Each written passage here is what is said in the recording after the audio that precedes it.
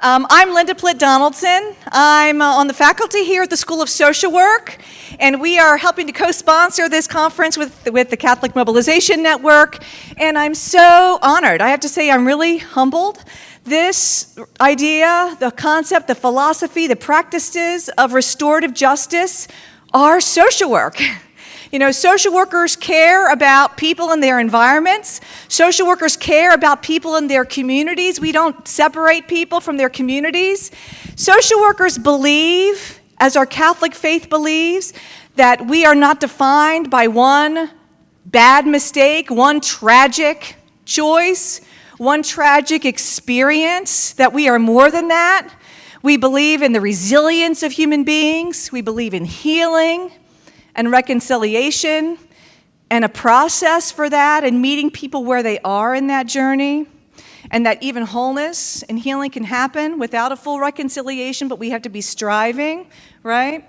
So, and we also believe in structural change, that we have to have the structural change needed to enable these restorative practices to happen. So I just feel really honored that we are having this Restorative Justice Conference, that Catholic Mobilization Network has partnered with us in this effort. I want to also share, we have a journal, the Journal of Religion and Spirituality and Social Work, and we had a special issue on restorative justice in 2004 that was co-edited by Father Michael Bryant, who I think most of you know, and Dr. Ellie Judah. So we did this 14 years ago. We had a special issue on this issue. And so I mentioned that because you have this marvelous work.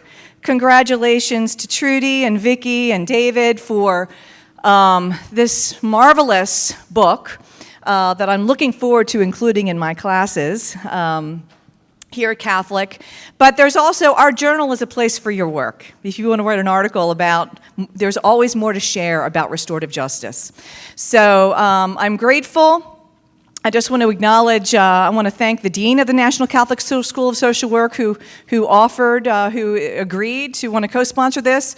I want to also say that another way that we've collaborated, so we've been part of these conferences over the years. Karen invited us to participate in a circle process training with Kay Pranis, and we are open and wanting to do more with restorative justice. So use our Catholic imaginations to think about great ways that we can keep this work, grow this work, amplify this work over time. So I'm just here to welcome you, to thank you for being here. I know it's going to be an amazing day, and I'll invite Karen up to offer the rest of our welcome and give you all the housekeeping, the important comfort things you need to know. So welcome. Thanks for being here.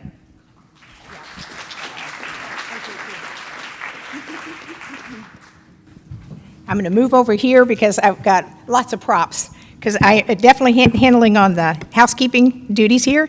I also want to thank Linda for welcoming us, but also for hosting this conference. The National School of Social Work, the National Catholic School of Social Work, is privileged to have a faculty that comes from an active restorative justice background of ministry and teaches and instills the philosophy of restorative justice to all of its graduates. That's what's key, is that we carry this on in the next generation. And we're also grateful for your partnership with Catholic Mobilizing. I'm very, very grateful for everyone that's present in this room. I look around here and I look at the wealth and I know the extensiveness of your restorative justice work, and I am in awe. But I'm also very, very aware of the fact that we have just as many or more on streaming, and we want to make sure that everyone is welcome and active and can participate with us today.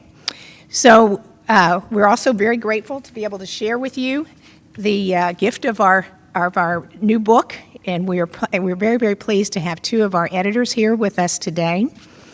And the format of the conference is going to be based on the structure of the book. So we have three great panels that are going to address the topics of the day, and we're going to address why is it important for Catholics to be involved in the issue of criminal and restorative justice, and how does our Catholic faith enhance the broader conversation about criminal and restorative justice, and how can we as Catholics practice restorative justice, and what does it look like? So we're going to give you a glimmer of the book through our knowledge, our very, very knowledgeable practitioners and presenters, but it's impossible to cover the book, which is available on the back table, and better yet, for those of you online, on Amazon, at Amazon.com or AmazonSmile.com, liking Catholic Mobilizing Network. A little plug there. But we're very grateful for Liturgical Press, who is also is a sponsor today, and partnering with us to publish not only this book, but our last award-winning book, Where Justice and Mercy Meet. So we're grateful for their partnership, the partnership also with, with the USCCB that is present here today. We worked closely with the U.S. Catholic Conference of Bishops, and they were also aware of their sponsorship and collaboration with us. We're very, very hopeful that this conference will be restorative in many ways, and we want to hear from you in the room and those of you that are streaming. So we have note cards on your table, and these are present. And so would you please write your questions on the card as they come to you when you're listening to the presenters. So our great CMN staff will be moving about, and they'll collect them and get them to the speakers, and so that the questions will be added. But we don't want to lose those that are streaming in, and so we want you to tweet your questions, please, to us, and that you can tweet them at CMN in the DP, or you can at hashtag Redeem Restore, or email your question to info@catholicsmobilizing.org. And we have people stationed and set up to collect all these questions, accumulate them, and then we're going to be blending them and bringing them in so that we can have a dual conversation, a very, very wide national conversation. For those that were unable to attend physically, we have equally as many people on streaming, and that's very exciting. It's just a definite change. So we're also going to have in this room some group participation in our conversation. So this is new, and this is why I definitely have notes here as far as for me. I don't know how many of you are familiar with Poll Everywhere. Now this is an interactive platform, and throughout the day we are going to have a dialogue. So as we live in an age of cell phones and computers, everybody's got their cell phones, and so the questions were going to appear on the screen here. And so everyone will have the opportunity to respond, and then we're going to see what the group responses are. So to get started, everybody pull your phone out. We're going to have a little demo question here. Okay, so I want you to text I'm going to do it physically because I was going to go through this process to be able to do it. Okay, so you go and you text. The number is 22333.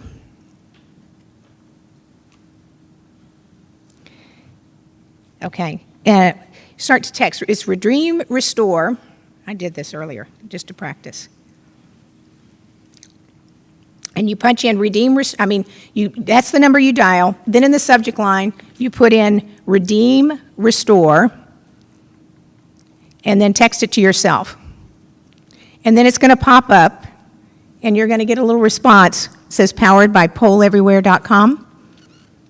And you are set in there to answer the question in your, in your text box going forward. Now, if you are unable to do that, you can definitely go on to pollev.com/Redeem Restore, and you can do this online. For those of you that are home and at your computers, and that's easier. But for those of you in the room, if you're up and going, so what we were going to ask you to do here is answer the question, when you think of the word, or what comes to mind when you hear restorative justice? So everybody type in a word, what comes to mind when you hear the word restorative justice?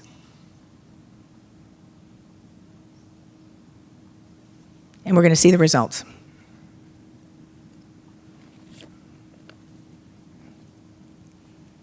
Okay. We're expecting a lot of words because we've got all those people out there online, and we have all of you in the room here.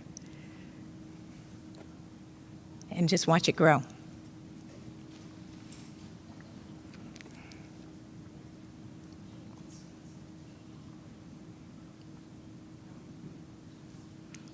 So we're going to have an active voice in the room. So throughout this and in our panels, we're going to have questions that are going to come up, and we're going to ask you to respond so we can get immediate feedback in the room of where you are and what's going on in the room. Then we're also going to have opportunities later to share personally through your questions, but also at your tables and via live stream. So as you're doing this, for those of you that are streaming, our program today is downloadable on our website at catholicmobilizing.org, and we have bios of our speakers along with the agenda of the day. Just housekeeping, those of you that are in the room, the restrooms are out the back door. If you go out to it'll be to your left, and the restrooms are catty-corner or across from the atrium.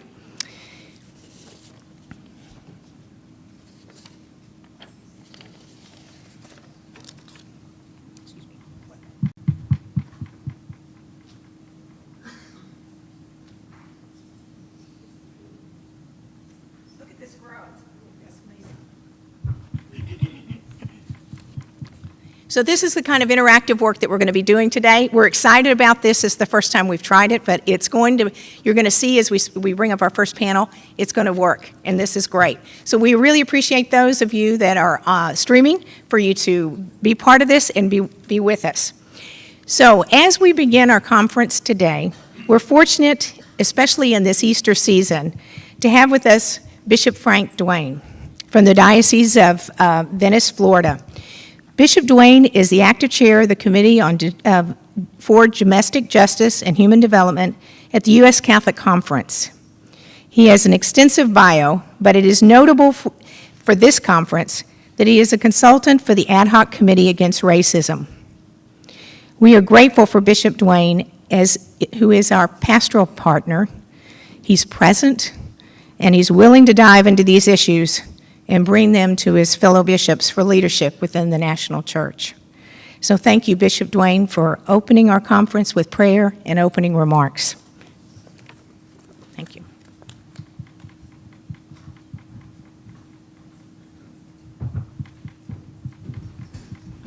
First of all, allow me to say good morning to all of you. Thank you very much. It's a pleasure to be here, particularly at Catholic University, both to greet those of you who are here in this room and those who are live streaming.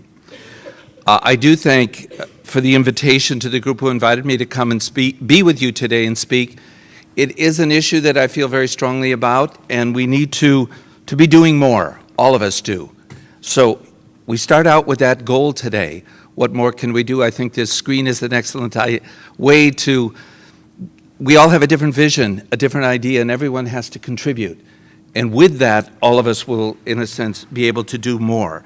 I really wish to extend my gratitude to the Catholic Mobilizing Network and the USCCB for supporting this event, and for Catholic University, their sociology department. Thank you very much for the collaboration. I also want to acknowledge the editors and the authors of the new book on restorative justice, whose themes we will look at and explore throughout the day. Before I begin, a few remarks, and they will be followed by a prayer. We need to begin to talk about what is restorative justice. And there's two things. Why are we looking at restorative justice, and why does the church care about it? I propose that the answer touches the heart of the church's very central mission, which is to help people grow in holiness. In other words, to make saints. Today we celebrate this feast day of St. Mark, major saint in our church. But all of us need to be concerned. It is the context of people of faith who come together. It might be a surprising way to frame the conversation at the start of our day, but I think you will see the connection. Particularly, I know you will know about it if you've read the document that Pope Francis released a few weeks ago, a document titled Gaudete et Exultate, or Rejoice and Be Glad. On the call to holiness in today's world is what our Holy Father was speaking about. And I'd like to highlight 3 areas that I believe overlap very much with the theme of our conference. First, Pope Francis shows that the universal call to holiness is something that necessarily entails building up the kingdom of God, the values of which we will see are values that we are striving for today. And we're going to talk about them. We will be talking about them throughout the conference. Second, Pope Francis describes the characteristics of those pursuing a path to drawing our attention to the Beatitudes, that if you pursue that path to holiness, not only for yourself but for those around you, he turns to the Beatitudes. And I believe his reflections in this regard also illustrate some of the characteristics necessary in pursuing restorative justice. Finally, our Holy Father notes how God saves us not only as individuals, but as members of a people. And here we may also reflect on restorative justice's emphasis on the interpersonal relationships and relationships within communities, rather than focusing on, should I say, a hyper-focus on individuals or just rights. It is my hope that the framework for holiness may give us resources and insights into how best to proceed in the mission to which God calls us, especially the mission of restorative justice. Pope Francis writes that, quote, "A Christian cannot think of his or her mission on earth without seeing it as a path of holiness, for this is the will of God, your sanctification." Each saint is a mission, and it's planned by God the Father to reflect and embody at a specific moment in time a certain aspect of the gospel. And we can't forget that. Our contribution at a particular moment in time cannot also be ignored. The Pope tells us this mission must be connected with the building up of God's kingdom, many aspects of which we will discuss today. A Christian cannot grow in holiness without trying to build up love, justice, and universal peace in our families, our communities, our society, and our nation. I suggest to you that this fits squarely with the ends of restorative justice. For those already doing the work, I imagine you have many stories that recognize that sacrifice it entails, as well as the joy and the enrichment that it brings. What then are the characteristics of the people who build up God's kingdom? Pope Francis points us, and he points himself to the Beatitudes, which he calls a Christian's identity card and a portrait of a master, which we are called to reflect in our daily lives, he says. There is much to consider here in the context of restorative justice, with obvious connections to blessed are the poor, blessed are those who hunger and thirst for righteousness, and blessed are the merciful. But I want to draw your attention to the Holy Father's reflection on 2 other aspects. Blessed are those who mourn, and blessed are the peacemakers. The criminal justice system is an encounter of persons in conflict. Harm has been done, sometimes grave harm, and as a result, there is much suffering involved. Sin does harm to all parties, and so this intervention that heals must be understood as suffering. And Pope Francis writes of blessed are those who mourn, and I quote, "A person who sees things as they truly are and sympathizes with pain and sorrow is capable of touching life's depths and finding authentic happiness. They feel compassion for others in such a way that all distance vanishes. In this way, they can embrace St. Paul's exhortation, weep with those who weep." Now, for all of us, in order to be agents of restorative justice, we must develop this capacity to share in the suffering of others. And we do this by authentically, not only by understanding that true consolation comes not from the world, but from Jesus. When we see this, we can see another who is suffering, not as a problem to be avoided, but as flesh of our flesh.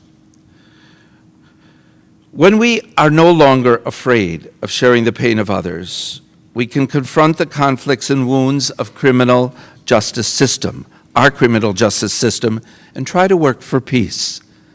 Pope Francis' reflection on blessed are the peacemakers is notable in this case. He writes of making the kind of peace that excludes no one. And he says, quote, "It is hard work.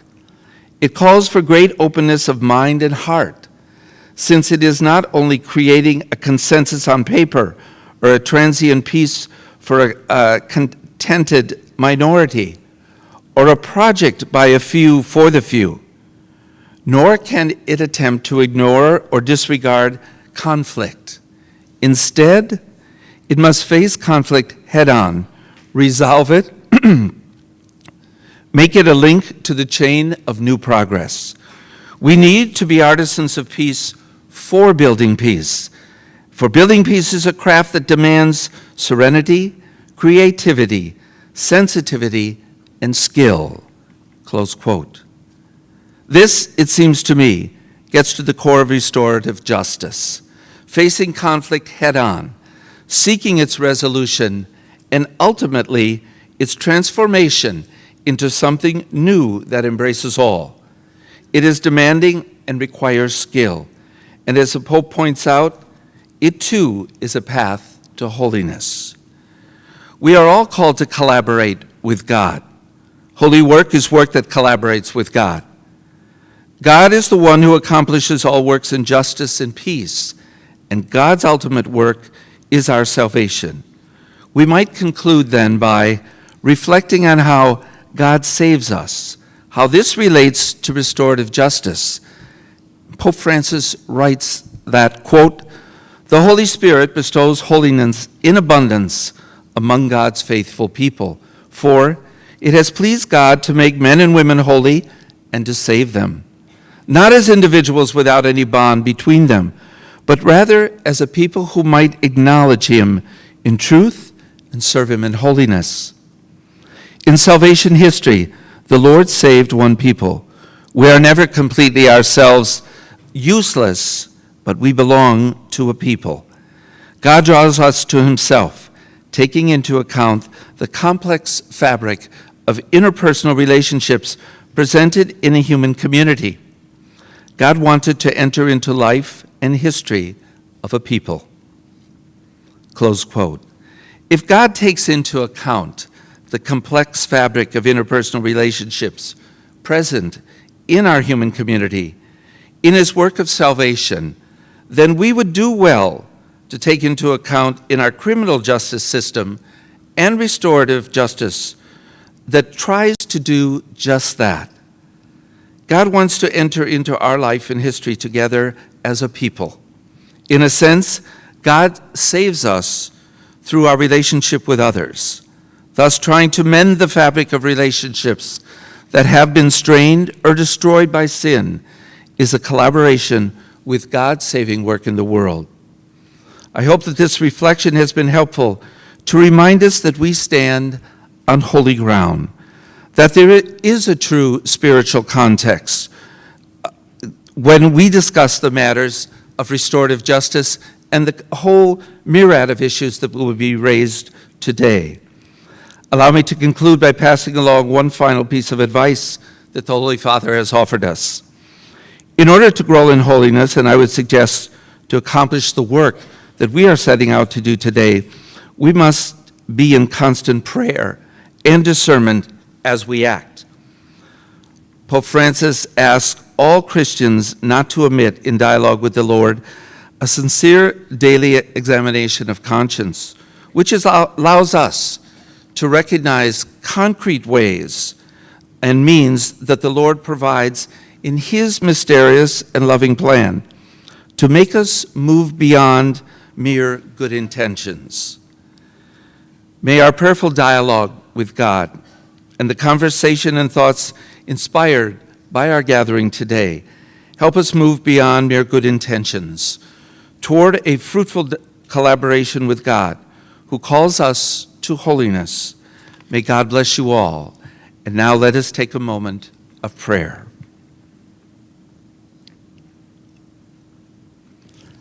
Let us pray. O Lord our God, in your mercy and kindness, no thought of ours is left unnoticed, no desire or concern ignored. You have proven that blessings abound when we fall on our knees in prayer, and so we turn to you in our hour of need.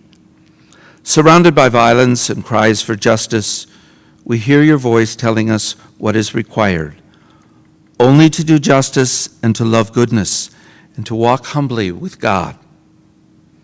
Fill us with your mercy so that we, in turn, may be merciful to others. Strip away pride, suspicion, and racism so that we may seek peace and justice in our communities.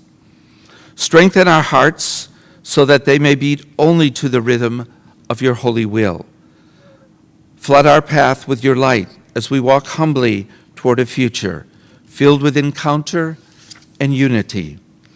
Be with us, O Lord, in our efforts, for only by the prompting of your grace can we progress toward virtue. We ask this all through Christ our Lord. Amen. Thank you.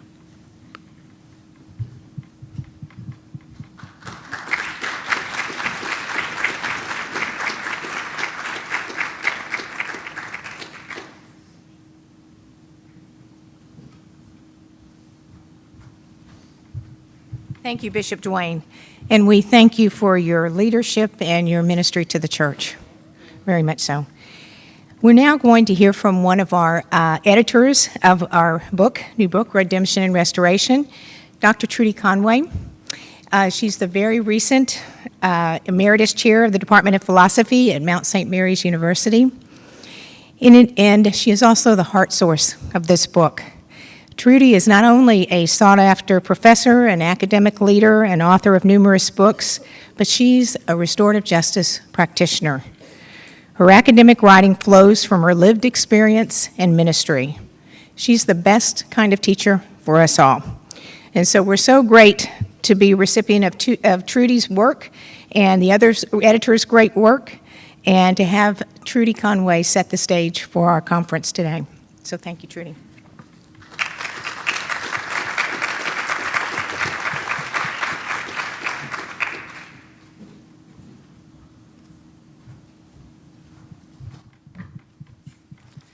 Good morning to everyone here and also the live streaming people.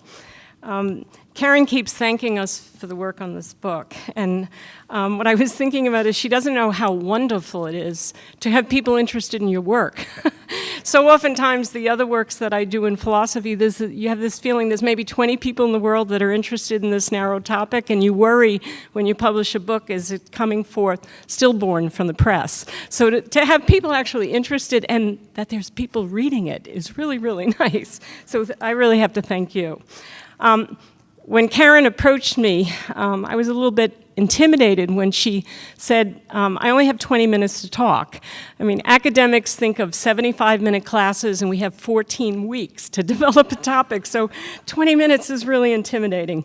And we have a little question and answer period afterwards. So I'm going to make some very, very brief comments, knowing that you're going to spend the whole day talking about restorative justice. When I reflected back on the work of this book, and also of the Catholic Mobilizing Network, CMN, it strikes me it is filled with a strong sense of hope and a powerful sense of urgency.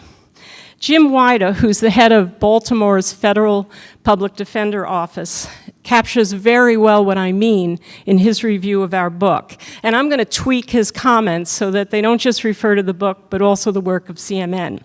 And these are his words. In an era of mass incarceration, the criminal justice system has become an unforgiving, heartbreaking place where optimism goes to die. This book and the work of CMN offer an inspiring alternative that focuses on restoring victims, protecting the community, and providing offenders with the opportunity to change. This is timely and important work that embraces the power of hope and allows for the possibility of reconciliation and justice. Exposure to this book and the work of CMN gives one also a sense of urgency. We can't wait any longer to end this war against ourselves and restore trust and hope in our criminal justice system. Hope and urgency. I think that captures what this conference is very much about. Due to that emphasis, we are grateful for your attending the conference. So many persons from different political parties, experiences, and perspectives have come to recognize this urgent need to change our broken criminal justice system. But too often we end up tinkering with really piecemeal recommendations and strategies without thinking long and hard about what crime, punishment, and justice are on a very fundamental level. And this is what Catholic Social Teaching has done and Catholic Mobilizing Network is doing. We cannot reform our criminal justice system's functioning unless we think about what justice fundamentally is. For this reason, our book offers a philosophical, theological, and scriptural analysis of what justice is, so that we can then begin to critically examine in detail how our system works, with the aim of transforming it for the better. The analysis of our current system can be terribly depressing. It brings us to lamentation, if not despair. But what saves our book, and the work of CMN in general, what evokes the hope which sustains our spirits and fuels this sense of urgency, are the stories of individuals and programs that are already operating with a different conception of justice than our current system. For this reason, our book is full of stories. Most of our research was about finding these good stories. These programs and practitioners of restorative justice, some of which you are lucky to meet today and hear about today, are engaged in work that is transforming individual lives, transforming the overall culture of prisons and communities impacted by our criminal justice system. They understand restorative justice and how to practice it. Their stories reveal to us the transformative power of restorative justice. From them, we have so much to learn. CMN seeks to educate us about this understanding and practice, and it does so by drawing on the rich philosophical, theological, and scriptural understanding that informs Catholic social teaching, one that calls on Catholics to create and sustain just relations so that all persons may thrive. The Catholic Church has a long history of engagement with restorative justice, but are Catholics even aware of this tradition? It seems the Catholic Church's position on restorative justice, its understanding of it, just like its very well-reasoned position on the death penalty, is its best-kept secret. And this is the challenge that CMN faces. To put it far too briefly, our current system focuses on retributive justice. Criminal justice, interpreted through the lens of retributive justice, is the work of our government. It's meting out of fault, correction, and punishment to people who break the law. Retributive justice takes retaliation out of the hands of individuals and handles it impersonally. Government authorities investigate and adjudicate acts that break the law and then impose retributive punishment, a measure of suffering that should be proportionate to the crime. Retributive justice requires that these individuals get what they deserve. In punishing the offender, in some way hurting back the one who hurt the order of the state under whom the victim is now subsumed, the state seeks justice in a way that might prevent the offender from ever resorting to crime again. Lesson learned. At times, and this tends to wax and wane over time with different emphases, there has been concern with the reform of offenders. But what is consistently central to this picture is the understanding of government officials meting out punishment to offenders, not the restoration of victims, not the restoration of communities. Victims and communities are not at the center of this retributive picture. Restoration is not its focus. Restorative justice provides an alternative way of conceiving and responding to crime, and one that is biblical in origin. This is the way many communities once functioned, and many still do. Restorative justice focuses on the healing and restoring of persons damaged by the wrongdoing of offenders. It has an interrelational understanding of wrongdoing and justice. It views persons as existing within a network of relationships. It conceives of each of us in a web of interconnected relations with other persons. Crime disrupts these relations. The focus is not on breaking the law, but on disrupting relations and causing harm to persons. Restorative justice focuses on persons who are harmed by crime. First, the particular victim, then the community, and finally the offender, who certainly harms him or herself by harming other persons. While retributive justice is fundamentally an exchange between a criminal offender and the state, restorative justice draws on a whole web of social relationship. It attends to the needs of victims and all those persons in the community who suffer from the crime. Just before we began, Janine and I were talking about how so often there are victims of crime in our communities and we don't even know that they are. It's silent, it's unknown. I actually didn't know anything about victims of crime until my family were victims of a major federal crime, and I was drawn into this system, and it educated me so much about the extent, the depth, and how long-lasting the harm of crime lasts. Many of us know so little. Restorative justice also attends to the sources of crime in the lives of individuals and communities. It also seeks the reform of offenders through their active and voluntary acceptance of responsibility for the harm they have caused. It calls the offender to contribute to the good of society in some way. Because it is set deeply within a web of relationships, restorative justice is experienced as uplifting and healing for victims and communities, and for offenders as restored to those communities and as seen as capable of good action. Our book is full of stories of the transformative power of restorative justice, and you will hear some of them today. This way of understanding justice should not be new to Christians, for Scripture speaks of this understanding. But we need to attend far more closely to what the Scriptures tell us of justice, so that we can begin to see that restorative justice is actually a return to a biblical tradition, and also to cultural traditions found in a range of indigenous cultures throughout the world.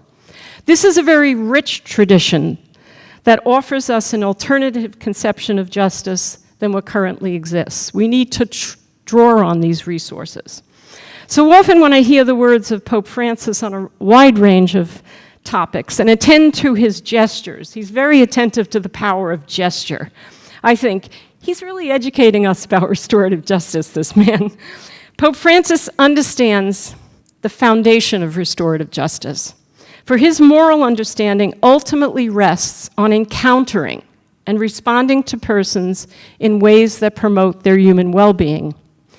In his recent apostolic exhortation on the call to holiness, he emphasizes that love is the fulfillment of the law.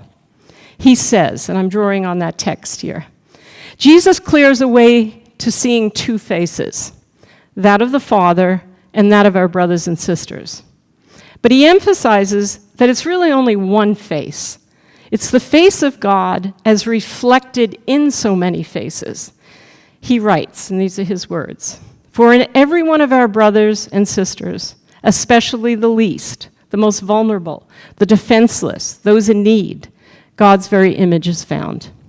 Indeed, with the scraps of this frail humanity, the Lord will shape his final work of art. For what endures, what has value in life, what riches do not disappear? Surely these two, the Lord and our neighbor." He then goes on to call each of us to, quote, "see in each human being a dignity identical to my own. A creature infinitely loved by the Father, an image of God, a brother and sister redeemed by Christ. That is what it is to be a Christian. Can holiness somehow be understood apart from this lively recognition of the dignity of the human person? End quote. Fundamental to his vision is a constant emphasis on personal encounter and attending face-to-face to individuals in the specific circumstances of their lives, especially those on the fringes where humanity is most wounded. His call to encounter persons flows from the heart of the gospel. Pope Francis repeatedly calls us to recognize that the gospel message centers on Christ encountering and restoring persons. The gospel, simply put, is an account of redemption and restoration. His exhortation calls us to live lives of holiness in our everyday lives and interaction with others to model the life of Christ, and to transform our social institutions, our criminal justice system, our prisons, our treatment of victims, offenders in prison, and as they re-enter our communities, in a way that he says, I quote, restores just social and economic systems so there could no longer be exclusion, thereby furthering the kingdom of God. Pope Francis recognizes the power of stories of persons who embody and witness this, especially the lives of the saints who are in our midst today. Given this, it would be very strange if I didn't tell a story. So this is one of the stories from our book, one of my favorites. Dr. David Kelly, who participated in our last restorative justice ministry conference, he participates in a restorative justice ministry on the south side of Chicago. And he emphasized it's actually the face-to-face encounters with persons that get people to open themselves to restorative justice possibilities. He tells the story of his being invited to participate in one kind of restorative justice victim offender program. This was a sentencing circle that was arranged in coordination with the court system. Participants included a young offender and his mother, and the father of the family whose home the young man had robbed. The father happened to be a police officer. And he participated because he wanted to know what this young boy had done to his family. And he wanted him to hear his strong words, which were words of anger. During the dialogue, the officer learned a lot about this young man, how he had never had a father growing up, the challenge he faced in living on the South Side, and how he had gotten himself expelled from school. His mother spoke of her very deep love of her son, her shame about his crime, her fears for him as he faced the violence of their community. The police officer described how he actually had grown up in the same circumstances without a father. And all of the participants could see the change in the officer's demeanor. The more he engaged with this young man, his entire demeanor changed. He explained that the harm this boy had done to his family had little to do with the stolen objects and the damaged door. The harm was tied to the pain he experienced in relation to his 5-year-old son. Since he had not had a father to protect him as a child, he wanted always to be there for his son, and he made a vow to keep his son always safe. He was crushed by the child's trauma, which was so severe that he required to be sent to his grandmother's house to stay. The offender had stolen the sense of safety and comfort that this father had so intentionally built in his home. On hearing this, the offender was overwhelmed by seeing what he had done so very differently, and he began to apologize profusely. Father Kelly then asked the father, how could the harm be repaired? And the officer said, my family has everything we need. But then, seeing his own young self in this man, he explained that it was actually that he wanted to do something for the young man. It was very important to him that this boy return to the school that refused his re-entry. Fortunately, there was a retired principal in the circle, and she said, "I can make this happen." As the officer left the circle, he turned to the young man and handed him his card with his name and address on it. And everyone saw the humor and the irony of him giving the offender who robbed him at this address the card. He also invited the boy to shoot hoops with him at the gym where he coached, having heard the boy's love of basketball. The officer went on to become his mentor, remaining ever faithful to the relationship that began in that circle. It's very hard to imagine that taking place in a courtroom. Restorative justice cannot be reduced to a formula, a method, or a strategy. Rather, it is ultimately a dialogical process that orients participants away from harm towards restorative healing. And it is the absence of such restorative healing that too often characterizes our current criminal justice system. None of the gospel writers ever called the work of Jesus restorative justice. Yet, as the scriptural segments of our book emphasize, the gospel tells us of Christ's work to restore justice, to heal persons, to restore relationships within his society, and to call his followers to do the same in his name. That call to his followers to pick up the work of restoring relationships based on justice, mercy, and love does not remain in the past. It continues to call all of those who follow Jesus to do the same holy work, the work of restorative justice. Such redemption and restoration are at the very heart of Catholic social teaching. Reorienting our criminal justice system and our personal and communal response to persons affected by crime is no simple task, and CMNM staff are very, very aware of how difficult it is. So we need to ask, how can we begin to address the debilitating effects of a criminal justice system that in so many ways is contrary to the tenets of Christian faith? Too often our system falls desperately short of meeting the needs of victims, offenders, and communities harmed by crime. Too often victims and their families end up facing the trauma of crime without the support and assistance they need. Too often prisons have become catch-all institutions for grappling with a range of problems that our society fails to address adequately, such as poverty, homelessness, mental illness, unemployment, and addiction. Catholic social teaching rightly takes a holistic approach that enables us to begin to address the complexity of our criminal justice reform. Chapters of our book outline this approach and highlight how Christians in parishes and programs are already contributing to building a restorative justice movement aligned with their faith. Our book supports the work of CMN by offering numerous practical examples, guidelines, and resources for informing Catholics about how they can begin to participate in this movement. We three editors took tremendous pleasure in the book's research because it exposed us to so many creative initiatives. It brought us to envision new possibilities, and we brought them back to our campus and started changing programs on our own campus, which was wonderful. But such growth requires sustained, contagious commitment to the work of promoting restorative justice. And it requires each of us committing to doing the restorative work needed in our neighborhoods, our parishes, our communities, and our states. In one of her books, Sister Helen Brejon, and she writes so well, she writes that her hope is that her book will set its readers on fire.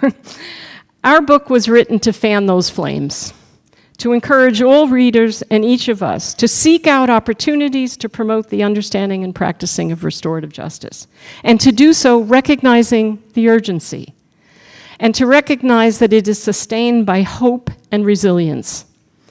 Hope in things not yet seen is an important moral and theological virtue. Restorative justice momentum is definitely building. More and more persons are learning about it. We hear calls for criminal justice reform from different political parties that so rarely can reach common ground. But this they speak about. Other societies are so far ahead of us, but for us, this is still a hopeful story grounded in evidence of dynamic growth. But growth requires devoted attention, enduring support, and ever increased efforts if it is to be sustained. The virtue of hope surfaces so frequently in our book. It's all over the place. Dorothy Day's emphasis on, I like her words, hopeful perseverance, and the patience of the work of laying one little brick at a time, one more brick at a time, defines the commitment of persons involved in restorative justice initiatives. Working on this book made us all too aware of the urgent work that needs to be done. The witness of so many individuals, families, community organizers, ministers, professionals in our criminal justice system who sustain their commitment to restorative justice in the most difficult of circumstances inspire us to seek out ways that we can join their efforts. CMN is passionately committed to educating Catholics across the country about the Church's commitment to this. So much urgent work needs to be done, and Catholics have so much to offer. May each of us have this hopeful perseverance that is so needed. May each of us come out of this conference committed to discerning how we can further the work of restorative justice. Thank you.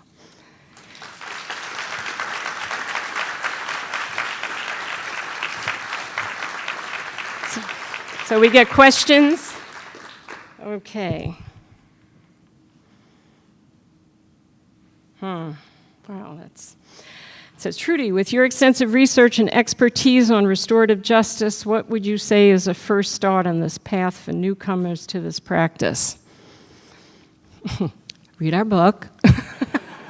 No, really, a lot of people don't know anything about this. You're starting to see stories in the news. Yes, there are references to it. It is building. But the majority of people, I don't think, know it. So finding good things to read is a begin. I'm an academic. I always advise people, go forth and read. And then, I was just telling Janine a story. My father had the good fortune to live close to 95, and he was an Irishman. So as his health deteriorated and he had to be at home, he needed a social life. So I hired 3 different aides to basically come and talk a lot to him when his friends weren't around. And I often talked to him about the work we were doing. And his aide was very quiet. And he used to always say to me, I don't understand why Anne is raising her grandchildren. I don't know what the story is. And she pulled me aside, and she said, can you tell me more about this stuff? Are there any initiatives like this in the community? And I said, Anne, what do you want to know? She said, my daughter's in prison. It's tied to addiction. I'm very fearful when she comes back. I'm in this all alone, and I'm raising these kids, and I'm real scared. And she said, what you're talking about is what I need, all right? So in some ways, and this is what Jeannie, there's people in your parishes that are victims of crime, and they're not telling people because there's a whole shame. There's even shame about being a victim, which is crazy.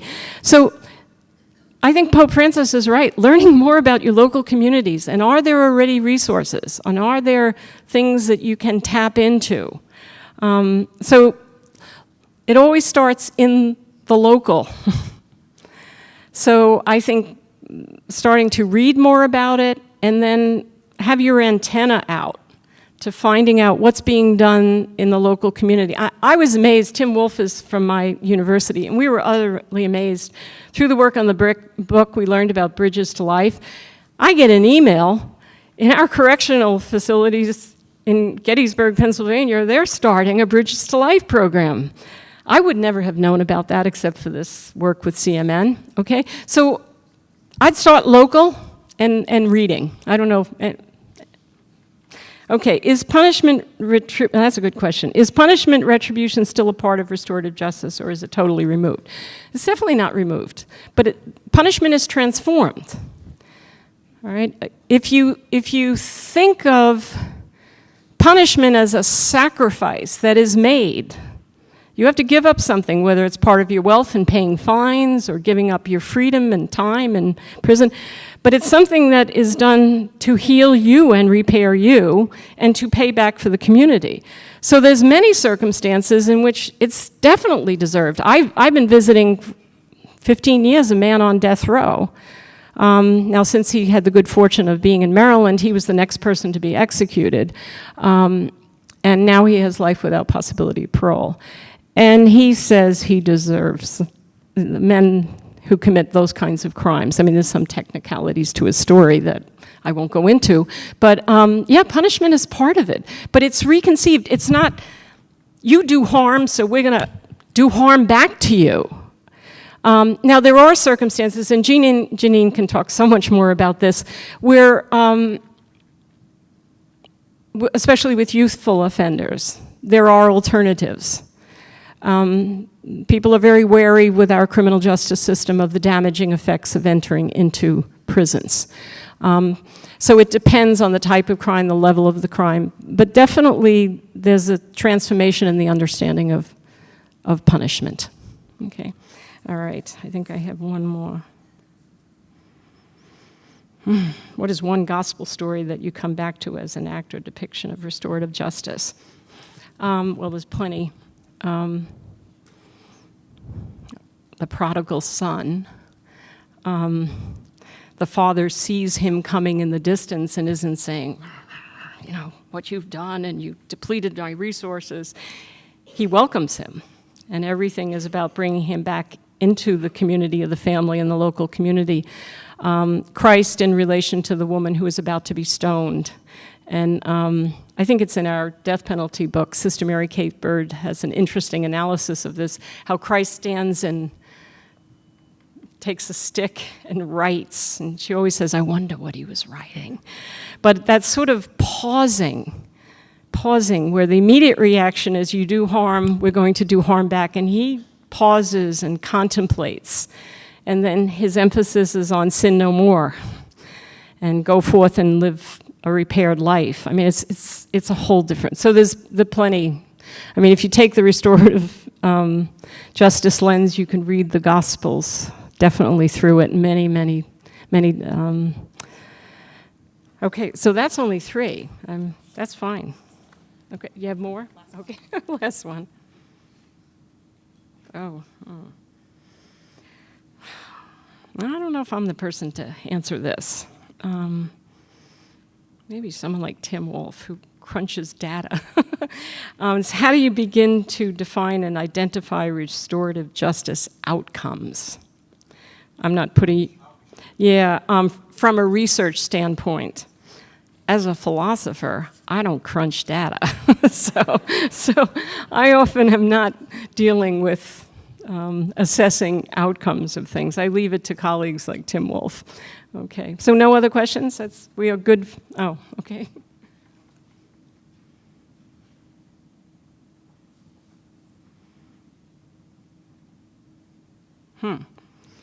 Okay. That's interesting. It's an interesting question. It's an interesting question. Good questions require some reflection. This is an interesting distinction between crime and harm. Well, I think it's crime defined as harm. It's not breaking the law.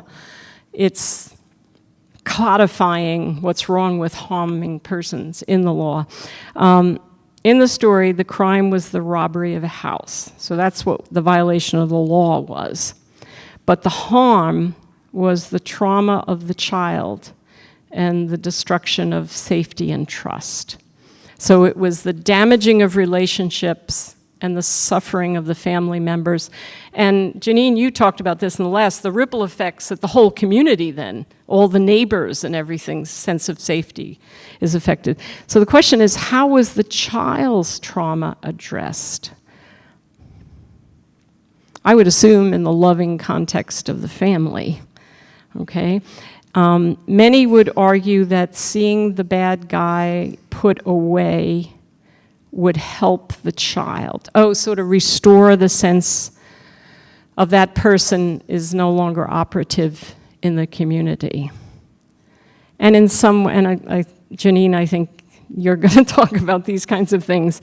How would it address that? And I would just say, the sense that I have of restorative justice, since it's based on dialogical encounter, you can't give abstract answers to those questions. It's always in the specificity of the situation. So it would depend on that family context, the child. Is it the case that the only, for example, in the details of the story, is the safety returned to the child because now this is a fellow basketball player at my gym? You know, it's no longer, there's a transformation in the person, and I imagine the father would be very attentive to that. But I think it's always very much in the details of the concrete situation that is addressed. But I think, Janine, you're going to be talking about this afternoon. So I've just set the stage for all the good stuff that's going to follow later. Okay? All right, thank you very much.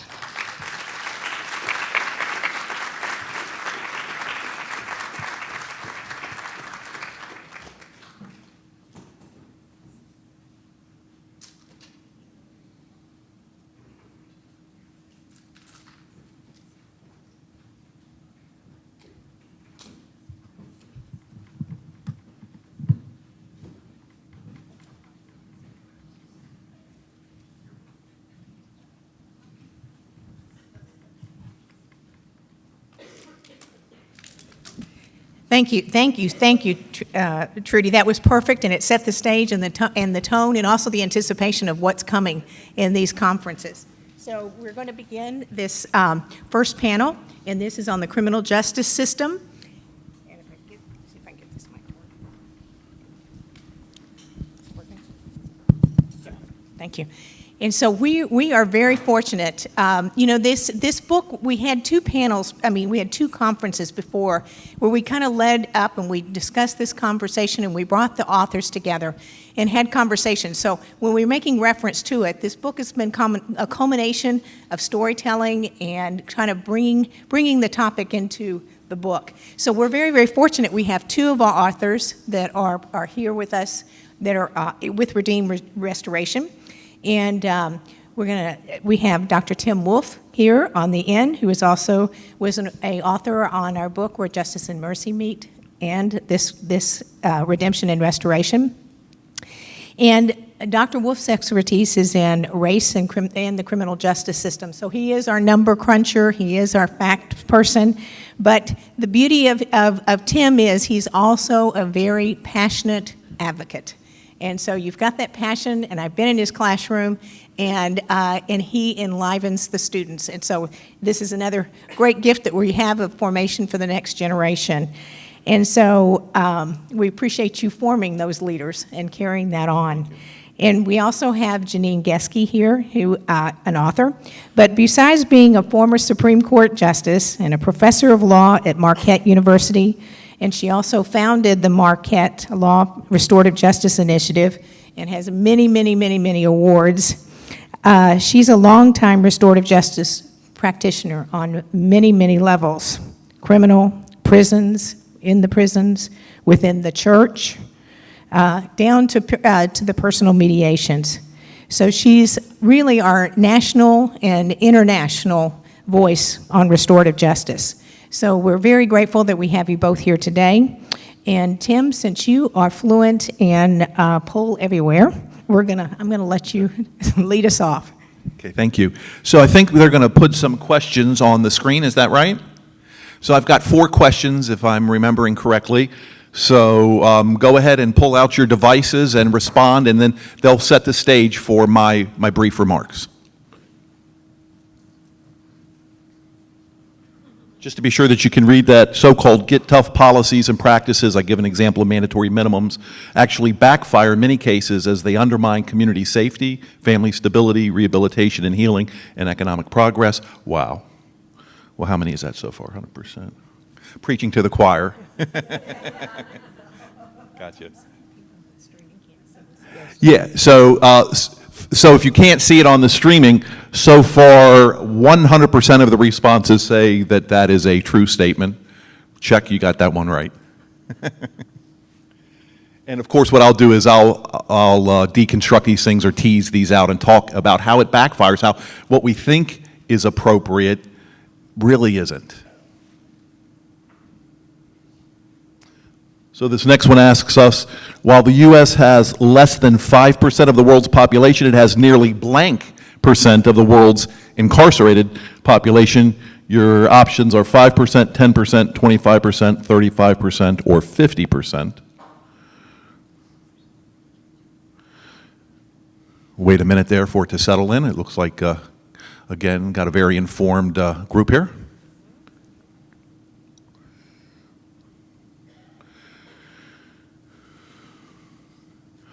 And so I think we're all familiar with this problem of mass incarceration, how we have more than 2 million people on any given day who are behind bars in our prisons or in our local detention centers or jails. And indeed, the correct answer is we're a little bit less than 5% of the world's population, and it's nearly 25% of the world's incarcerated population. There's some challenges with measuring that. Not all countries report, but there's no question that we rely way too heavily on incarceration as a way to deal with crime, criminality, social harm. Okay? We can go with the next one. So, which of the following are well-documented problems with the status quo, with the current criminal justice system? You can see the options are deep divisions and distrust between law enforcement and many communities, especially communities of color, relatively little sustained effort and few programs to adequately support and heal victims of crime. They sort of get left out of the picture. High rates of reoffending or recidivism, corruption of criminal justice personnel that goes beyond just a few bad apples or actors, or all of the above. And indeed, the correct answer is all of those. So again, a very knowledgeable audience here. I'm not at all surprised. And so we can go ahead and do the last one. Be very curious to see how you respond. This one, you have to know the answer and then type it in. So who's considered the godfather of go-go and a model of redemption, hope, and love? All right, shh, gotta keep that quiet. So we're in the DMV, so I think a lot of folks know, but let's see if in fact it pops up. And I'm obsessed with the answer to this question, and we'll say a little bit, and it really does figure in a very important way into restorative justice. They got the Chuck part right, but it's Chuck Brown. So I'm curious, by show of hands, how many of you... Pope Francis. All right. Yeah. You know what? I'm certain that Pope Francis would love go-go. I know it. I can tell from his spirit. He'd be out there dancing and cranking with everybody else. I'm absolutely certain of it. There you go. So I'm curious, by show of hands, those who are present here, how many of you know about go-go music, know about Chuck Brown? Okay, so good. A number of hands are up. Okay. So before I get into my remarks, I'm going to keep them brief because I know you want to hear from others and you want an opportunity to ask questions, but I just want to make clear a little bit about my own background. Long before I became an academic, I was a youthful offender. I was arrested a lot of times. The last time that I was arrested, the judge said to me, I seemed like the kind of fella who would be dead or in prison at the rate that I was going. Perhaps the military could straighten me out. I saw a recruiter that day. It took a little bit of time to get a moral waiver because of my past violations, but within just a couple of weeks I was in basic training. It allowed me to get clean and sober, and my life really changed. I met my lovely wife Doria in the Army. We started a family, and things really changed dramatically. Now I share that because I tell my students all the time, when I think about juvenile delinquency and criminal justice, these aren't just academic issues, they're personal. I have lived this. I also worked as a juvenile probation officer for a little while in a juvenile detention center, so I know why, have some sense of why it is that people harm others, and I know that the status quo, this getting tough and just punishing them, if it worked, I would support it, but it doesn't work. And in fact, one of my favorite kind of sayings, I love rhymes and things that I hope will stick in students' minds, is enough of get tough. Let's start to get smart. We know what works. There's a lot of evidence a lot of very carefully collected social scientific evidence about the efficacy of the kinds of principles and practices that we're talking about today. So I'm not just sitting here as a liberal, a bleeding heart liberal who's concerned about youngsters and about other offenders, though that's part of who I am. I'm also practical. I want to live in a safe community. I want all of us to live in safe communities. I want those who have harmed others to be held to account and to change their ways. And so my interest in these topics is not purely academic. It's comes from lived experience, and it comes from wanting to see things really play out differently for people's lives and for the sake of communities. So I really want to make just 4 basic points today. The first one is there is overwhelming evidence that the status quo, the way we are currently practicing criminal justice, is not working nearly as well as it could. Now, keep in mind that there's not one criminal justice system. Every state has its own system. The federal government has its own system. DC has its own system. Within a single state, things vary from jurisdiction to jurisdiction. And indeed, there are a number of really great things happening in the country already. You've heard a little bit about it. You'll hear more today. But the problem is that we're sort of working in silos, and we're not as aware as maybe we ought to be of what's going on. And so, like so many things, the picture is a little bit more complicated than we sometimes suggest. But having said that, there's no doubt that the way we are approaching criminal justice now, relying so heavily on retributive justice, is filling up our institutions. It is not giving offenders a chance to really be held accountable. For those who know anything about the criminal justice system, when you are arrested, one of the first things that you think about, and you're often told, is to clam up. Don't say anything. Don't take responsibility. Your attorney might say something in so many words, let's find a way to get you out of this, or at least minimize the price that you're going to have to pay. And there's little, if any, talk about how you can repair the harms that you have caused. We also know that the institutions are busting at the seams. While some institutions do have some good programming, there's not nearly enough good programming. And so people who go into, both juveniles and adults, who go into the criminal justice system often come out at best about the same, and in far too many cases they come out worse than when they went in. It has harmful effects. Victims, by and large, are left out. There are opportunities for victim impact statements, of course, and again, the picture is more complicated than my comments might suggest, but on the whole, the relationship or the dynamics are really between the state and the offender. Trudy was making those points just a little while ago. And to the extent that victims are included too often, it's an afterthought. It's just a little bit. And they need to be healed. They need, in many cases, what they want more than anything else is they want to understand, why did this person do what they did? And if it's appropriate and it's something that they desire, they'd often like an opportunity to confront the person and to get some answers to their questions and maybe to express what they are feeling and what they have experienced. And then lastly, a huge problem with the criminal justice system is it undermines, the way that we're doing it, it undermines faith in one another. I believe that most professionals in the criminal justice system, if they're law enforcement officers or prosecutors or other attorneys, judges, folks who are working in corrections, my experience is that they're honorable, that they're trying to do the right thing. There are plenty of bad actors, there's no questions about that. But the system itself is so flawed that it really allows bad actors to flourish. So I don't know how many of you are aware of this, but just as one example of so many, the Baltimore Sun has been running a series of stories on this gun task force. And it's just shocking. I mean, in some ways it's not shocking. If you know, you're not so surprised, but it's just heartbreaking to read about just how deeply corrupt this unit was, how they were arresting drug dealers and then taking those drugs and selling them themselves, how they were protecting some drug dealers, how they were really just outlaws themselves with guns and badges. And it's tempting to say, well, it's all about those individuals, and they certainly are responsible for their actions, but the system itself sets the stage. The war on drugs, the reliance on mass incarceration, the incentives that we give police officers, is just one example, allow these kinds of things to flourish. And so what we need is a very different way of thinking about crime and criminality and holding people accountable.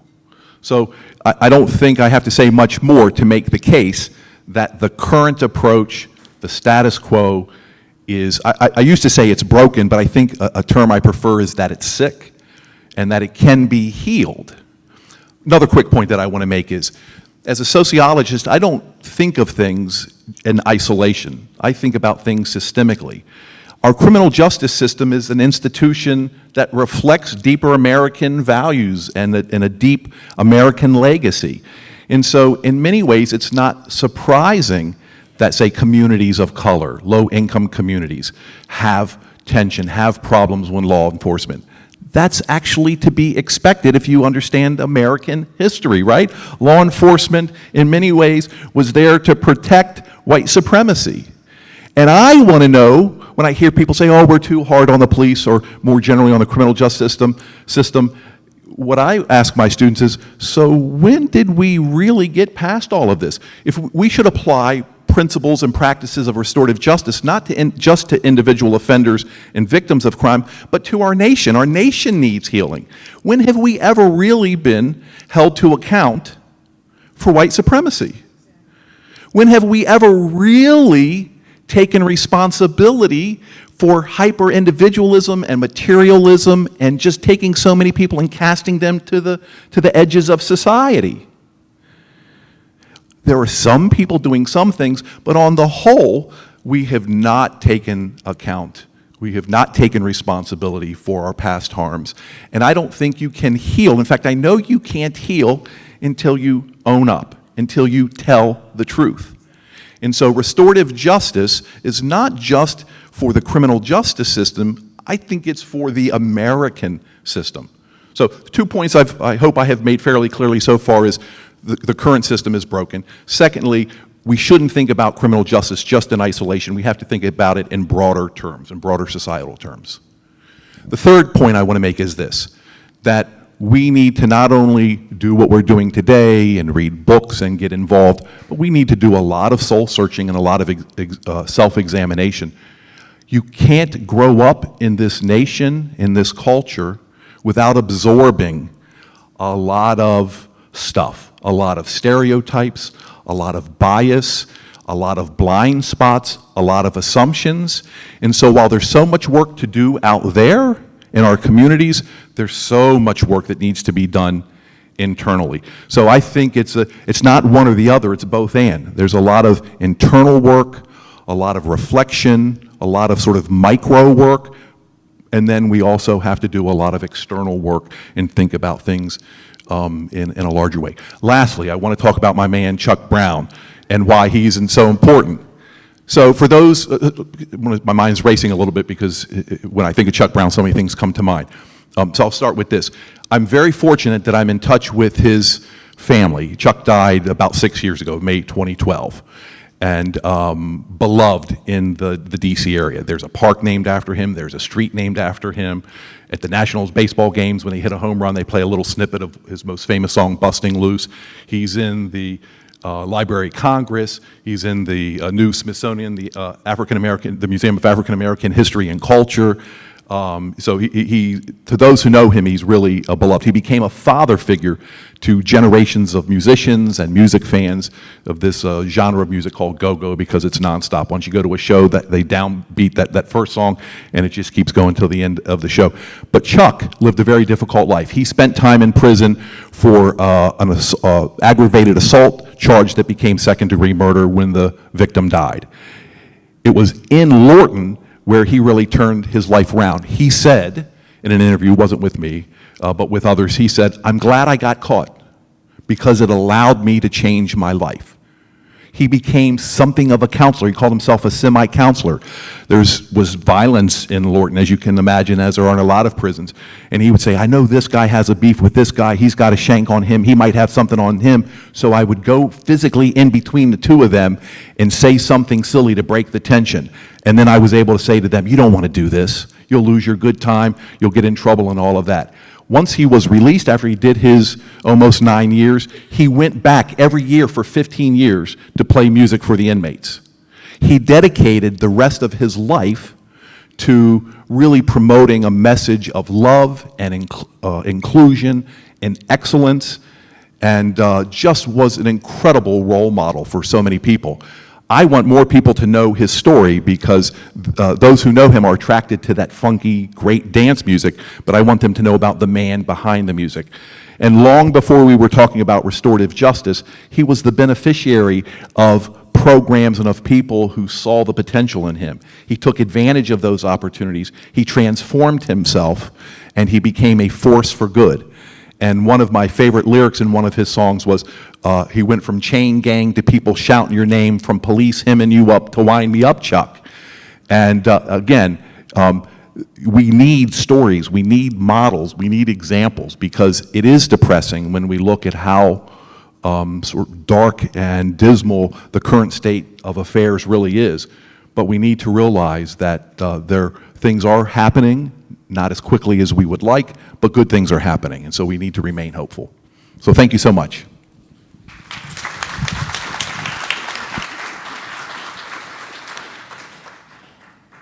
One of the things that Karen did not mention is that I also was a trial court judge for 12 years, so I'm always one of these people sitting in the room when we're talking about mass incarceration, and I sat in felony for 9 years, so I played a role in all that. And it's a topic for another day, but when I first heard about restorative justice as a trial court judge, and I'll put this on Tim, you know, I thought that's some left-wing, nutsy kind of program where we're going to have victims who I saw in my courtroom weeping and terrified actually sit across the table from somebody who has terrorized them and hurt their family. I mean, I just thought, no way. That was my reaction to it, and you still find that reaction in a lot of judges and lawyers. And I actually came to restorative justice because over 20 years ago, I spent time, and I have continued to teach in the prisons because I thought I ought to spend time in prison since I send a lot of people there. And I experienced something, and you're going to get to see a little bit of that in a few minutes on a video, why that it's become actually my whole life at this point. And I've been doing restorative justice over 15 years in various forms. Let me just give you a quick definition, at least from my perspective, and Trudy talked about this a little bit. And those of you who've not read Howard Zier's work from the Mennonite University, Howard is sort of one of the grandfather, although he's my age, but he's the grandfather of a lot of the theory and practice in restorative justice. And it's often drawn as a triangle with the 3 points being the victim, the community, and the offender or perpetrator. Those are all interconnected for a reason, because all those are impacted when there is harm. And there are 3 fundamental questions to restorative justice, which are, who was harmed? And we get back to those 3 points, and that was one of the questions early on. It's not just the survivor of the crime. It's the children. It's the story from Father Kelly's story.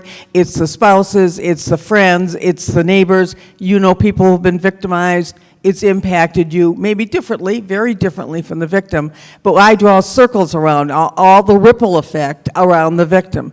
The community, it can be what I call small community, large community. Small community to me might be a neighborhood. You may have a number of burglaries in your neighborhood and not know the victim. It'll still impact you because you know there are burglaries in your neighborhood.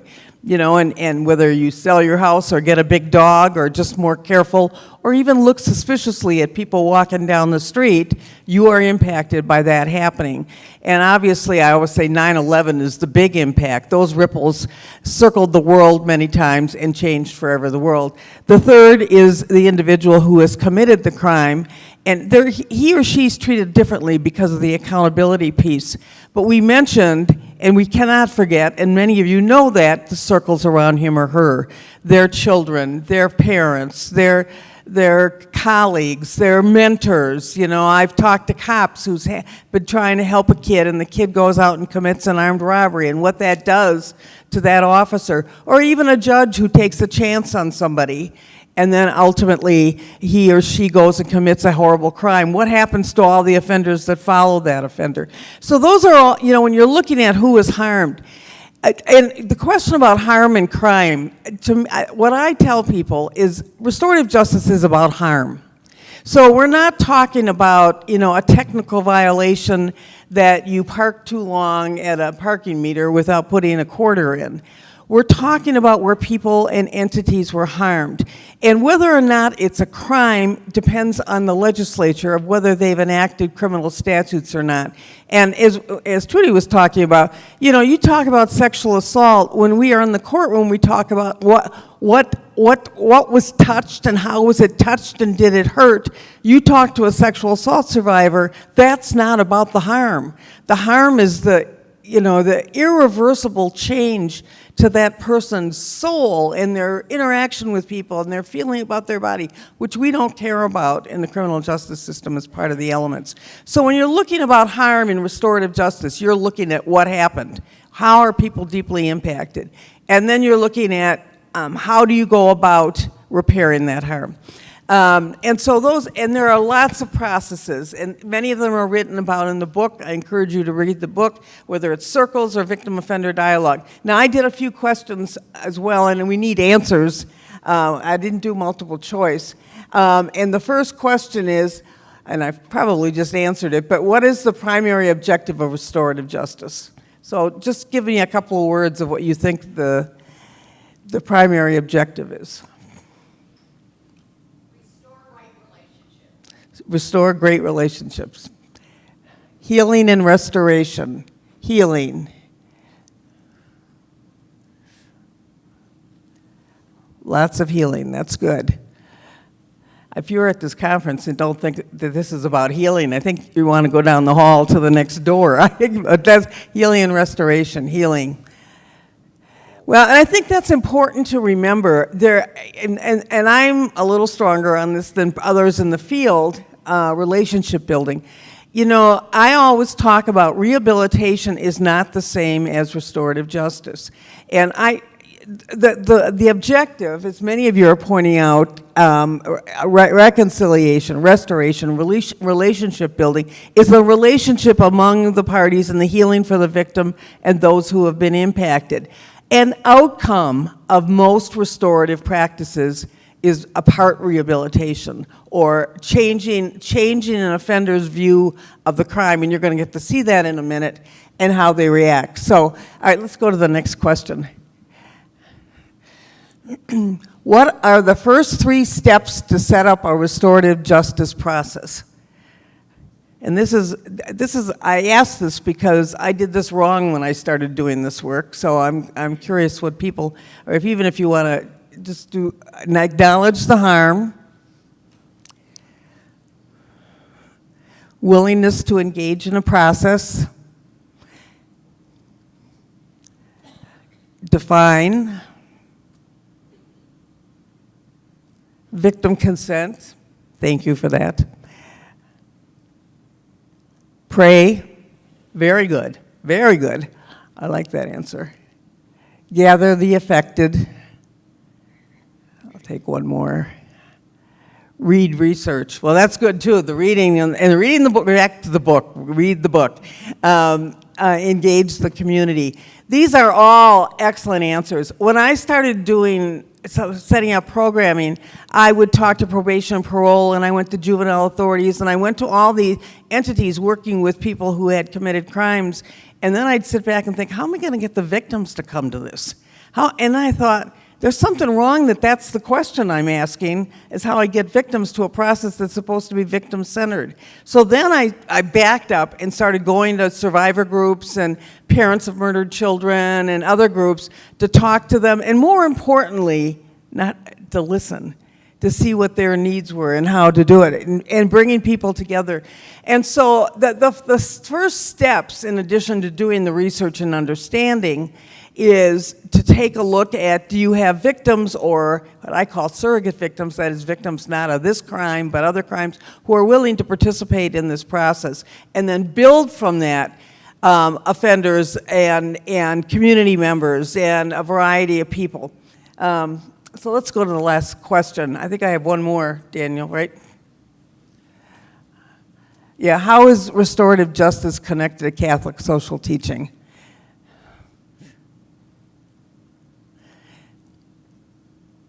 Someone answered earlier, it compels us to help the vulnerable, marginalized, or neglected, such as the imprisoned, and seek to understand interconnectedness by emphasizing taking responsibility for the harm caused in an offense or crime. It can only heal if viewed in existing in a network of relationships where we can foster support for each other in love and compassion, not seeking, like the criminal justice system, to settle a score. The gospel, mercy, redemptive, dignity of the human person, solidarity. And these are excellent answers, embodies the common good. And I think it's very important for those of us that work in the arena of faith-based work that we talk about these things, that we make the connection for people. It's too easy to say, well, that's sort of that program out there, but it's not interrelated with my faith. I mean, we also have that problem in the death penalty, respects dignity of all. Those are fundamental parts of restorative justice, and it is important that we not stray from that in looking at the principles and how we're going to set things up.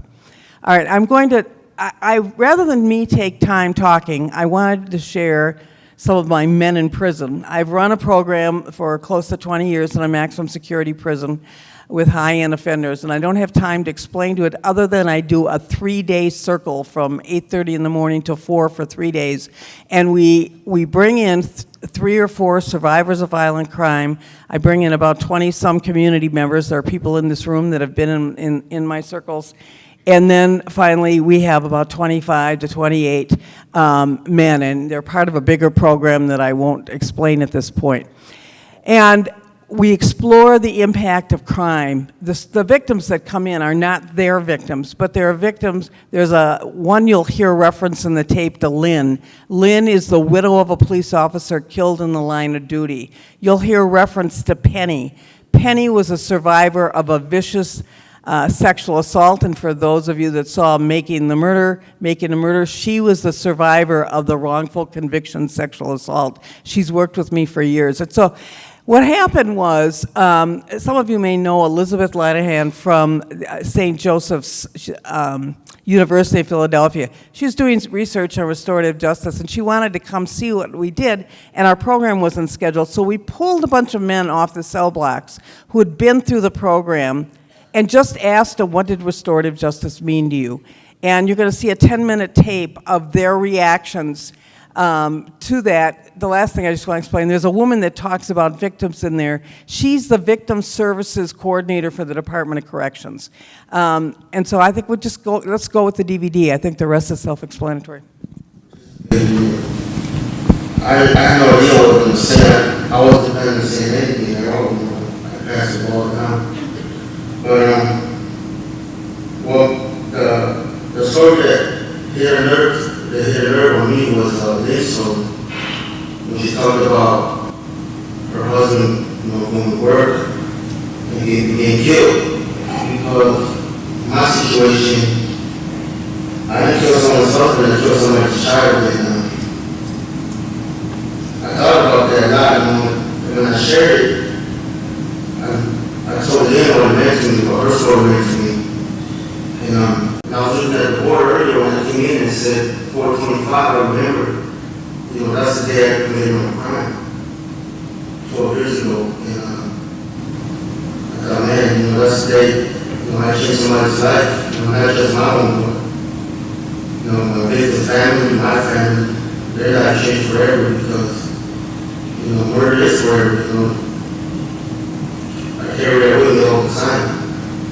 What I like about the story of justice the most is that it's transformational. People move into a direction and usually a positive one. And, whether we are behind bars or not, we all, and you used to say this, at some point we're all offenders, at some point we're all victims. And the question is how we move forward. And I learned so much from all of you, and not only in terms of sort of an academic study, but in terms of my own life and the choices I make and the relationships I have with people I hurt. A lot of people that we harm when we sit big mad face. Because where I came from, victims, they never faced this crime, they never faced it, always been it's a crime. And after I took the restorative justice, I started thinking more and more, less than me as a victim. They started thinking more about the people that I harmed. Like Mr. Jones said, put a face on victims and the things that happen that you really don't want to think about. You really don't want to think about what the pain that you caused. You also want to think about your own pain and justify your actions for anything. I came to find a new appreciation for people in here as well as people that come here to speak, because I thought it was a tremendous courage for Penny and the other ladies who come here and share and open their souls with us like the way they did.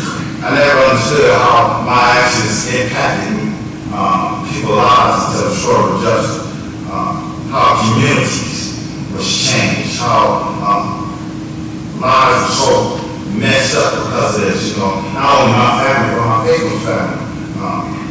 I always say that when Christmas time come around, when my victims make their dinner, that there's always an empty spot there.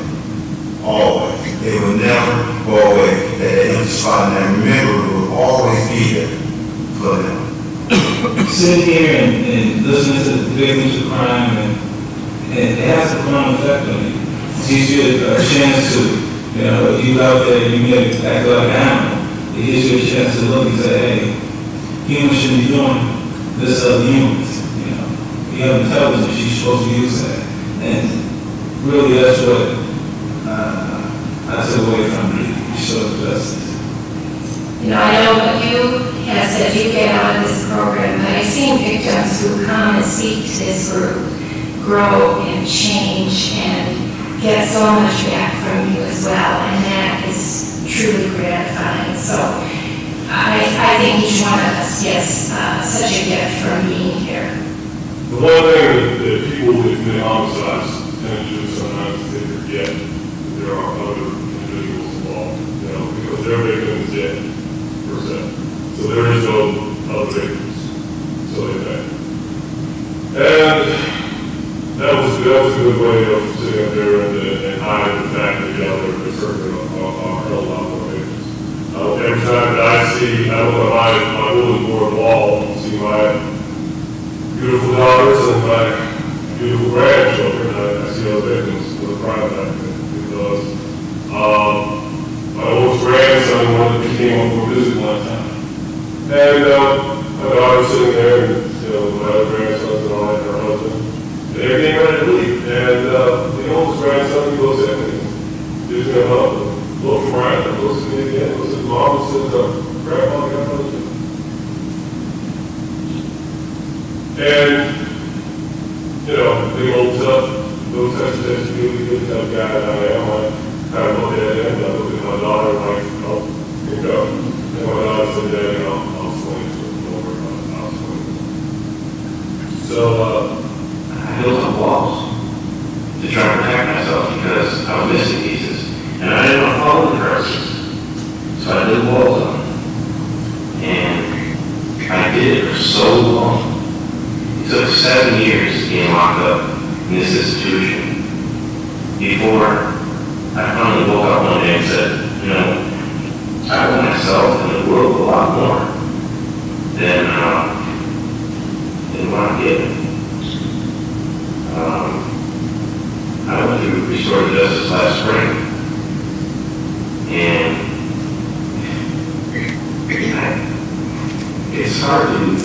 remember the words how deeply I was affected. It took me a month just to get over it, hearing some of these people's stories. They come in and, I mean, they give everything. And I'm thinking to myself, I have problems, but no one's ever done anything to me or my family to the extent of some of the things that have happened to them. And I have no right to be angry. You know, all of us can be transformed, and I think that's the power of the circle in your stories, that each of you talk, and it's painful for all of you. I want you to know that it's not just that you are painful speaking, but that you were impacting other people in the circle. And just like when you committed crimes, or any of us hurt somebody, there's that negative ripple that we all talk about and think about. And from restorative justice, I started writing poetry again. And yes, I did write one place. Did you want to hear? I changed the title. I had originally titled it Not All Me, but I changed it to A New Man on New Walk. Early in my time, dealing with my crime were the ways and lies, basically meaningless loans and cars, saying I don't need to be here, I'm not selling with fear. The whole time thinking I should have killed the way too, visualizing the pain that destruction I would third through, living this life in the name of me. Wearing a blinders picture, I couldn't see destruction pain about how I ran. Don't feel all those unfortunately could be killed, should be about nothing.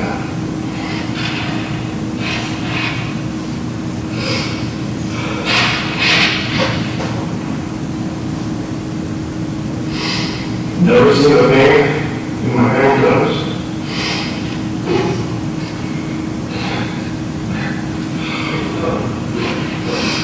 Never knew that motor drives as I ran from party to party, bar to bar. And I know I was moving myself, creating a permanent scar. Now here I sit within this reality, wishing and dreaming of being free. Each time I try, I can little at the seams. I'm just not one close down. I'm not taking up with dreams. I found a man of brothers who have led me to shame, killing the others, and many of them in the wrong, accepting this is where I belong. I've taken a life I can, which I cannot return. I'm wishing for another chance, which I must earn. To hit the streets, show them I have become. Thanks for words that show justice. My sins are done.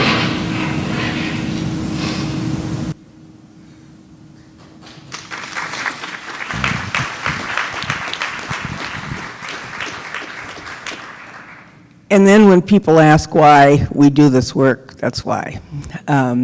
And if you were to interview the victims, that wasn't the purpose of the film, the survivors, they will tell you that the amazement is they never, if anybody had said to them that they would find healing in a maximum security prison, they would have told them they were crazy.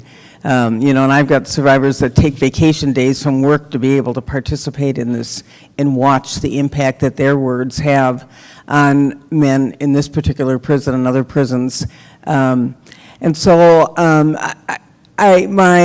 I'm going to end by saying that this is obviously the high end of dealing with people who've been committed very serious crimes. I also do the victim offender dialogues and crimes of severe violence, and there are 100 stories of those just with remarkable endings. And I'm just going to tell you one very quickly, and then I'll turn the mic over to Karen. We talk a lot about forgiveness and what the role of forgiveness in here, and that's a whole nother talk. But if you talk to survivors, they'll tell you forgiveness is the F word. Don't tell me that I'm supposed to forgive. I'm already trying to heal from what happened. Let the offender do all the work.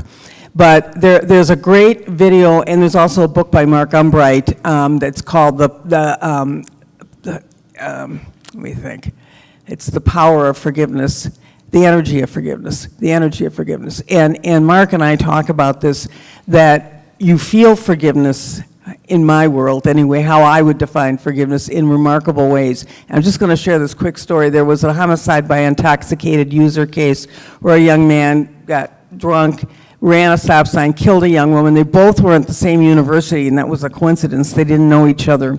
He received a 4-year sentence, served that sentence, got out, and now is employed, and the family, who is still in great grief and trying to cope with this, decided they wanted to meet with him. There was one of the daughters, so the sister of the victim, who did not particularly want to meet, but she also wanted to be part of it with her family. So she told me, look, I'm not going to look at him, I'm not going to talk to him, I just want to be present. And I said, because we spend about 6 months or 8 months preparing everybody, I told him that's what we were going to do, and everything was fine. So we got to the meeting, and among other things, the family had prepared a DVD of the life of the young woman who died. So we all sat and honored her by watching, her baptism pictures, her first communion pictures, her first grade pictures. And of course, the offender had never met her, right? I mean, just the night he killed her, and he obviously didn't meet her then. And they were going through this history of her up to the last pictures right before Christmas when she was killed. And the tears are just streaming down his face as he's watching that. But I looked over at the sister who didn't want anything to do with him, and I saw her kind of looking up and looking at him. She'd seen the DVD, and all of a sudden she reached down and grabbed a handful of Kleenex, and she pushed it across the table to him. It was such a powerful moment, and at the end, the father and the others hugged the young man. She went up, and I was waiting to see what happened, and she hugged him, and she said, "You just saved my life today." Never the words, "I forgive you," didn't need to be said. And so this work is so powerful and so consistent with Catholic social teaching, and we need to find more and more opportunities to give both victims and communities and offenders that opportunity. Thank you.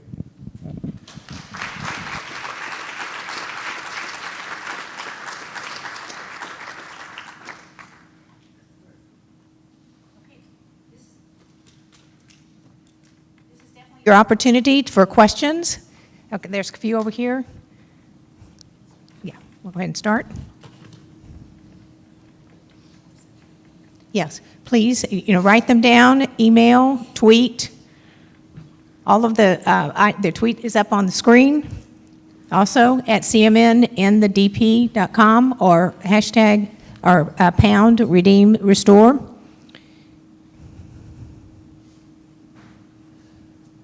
Okay, first question. I thought the question about RJ outcomes was interesting.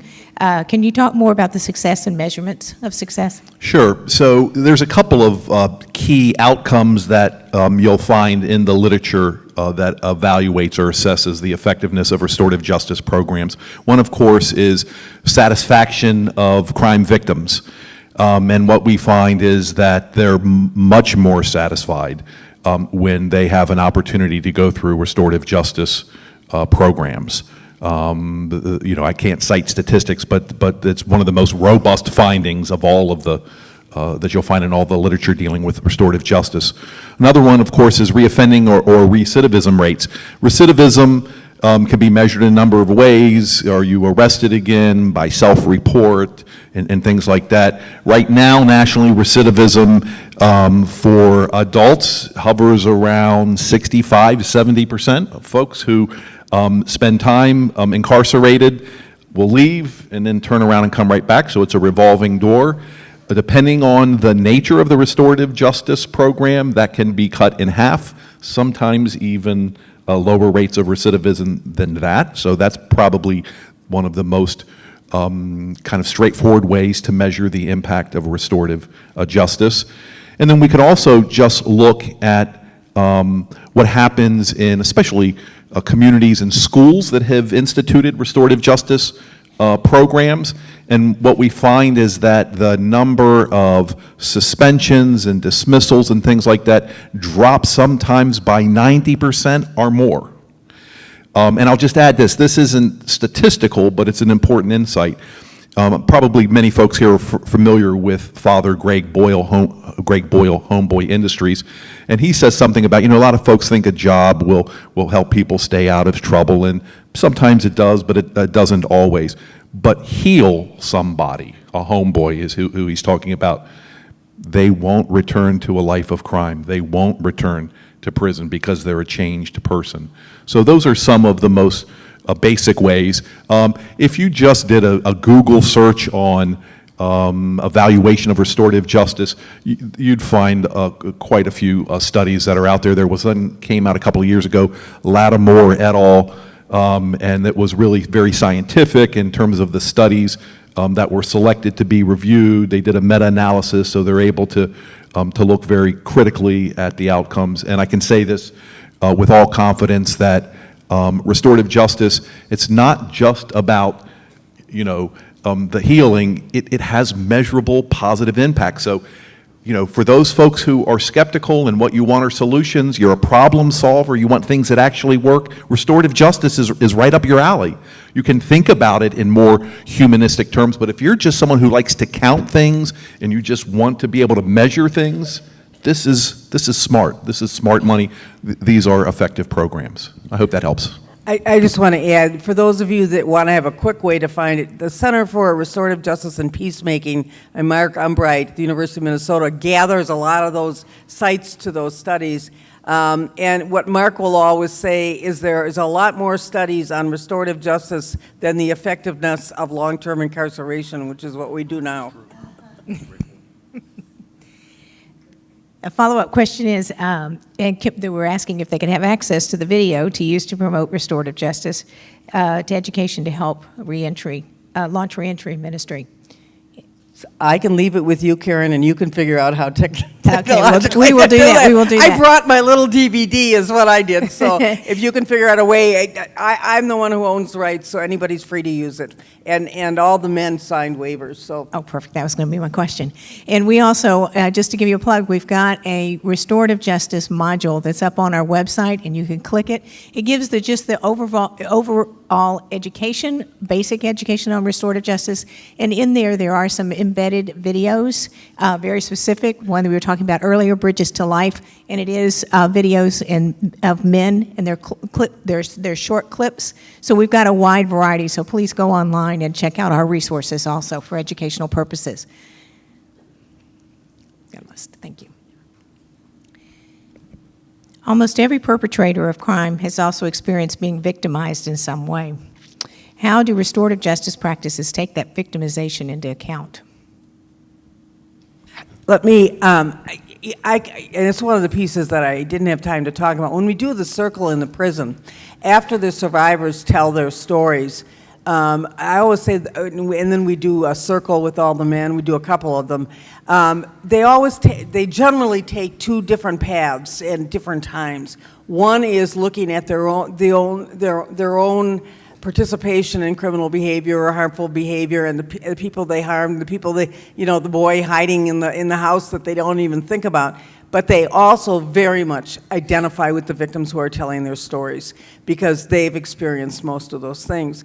And one of the things that the men will often say is they can't believe, first of all, one of them mentioned it, the courage of these survivors to tell their stories, but secondly, they always hear forgiveness even though these survivors often don't talk about it. And they crave and have a new realization that some people go on to a new level of healing and working even though they've had terrible things happen to them.